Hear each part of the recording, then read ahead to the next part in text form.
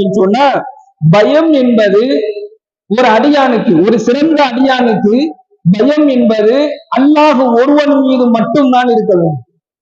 அந்த வேற எதற்காக வேண்டியும் பயப்படணுங்கிற அவசியம் இல்லை. அந்த தைரியத்தை அல்லாஹ் இந்த வசனத்துல கொடுக்கிறா. அதை நீங்க பொருட்படுத்தாதீங்கன்னு சொல்லலாம். நபியை பார்த்து அவங்க பயமுறுத்துவாங்க, அவங்க உங்களை பயமுறுத்துறாங்க. அவங்க பயமுறுத்த காரணத்தினால நபியை நீங்க பயப்படாதீங்க. அதை நீங்க ஒரு பொருட்படுத்தவே வேண்டாம். அதை நீங்க ஒரு பெருசாவே எடுத்துக்காதீங்க. காரணம் என்ன அப்படின்னு சொன்னா, நீங்க அல்லாஹ்வுக்கு மட்டும் பயப்படுங்க. இதுல அல்லாஹ் நமக்கு சொல்லி தரக்கூடிய படிப்பு. அல்லாஹ்வுக்கு மட்டும் பயப்படுங்க.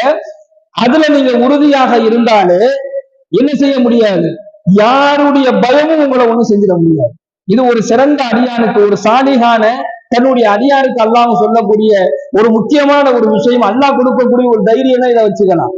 அல்லாஹ்வுடைய கட்டளைகளை நிறைவேற்றக்கூடிய, இபாதத்தை அதிகமாக நிறைவேற்றக்கூடிய, அல்லாஹ் சொல்லக்கூடிய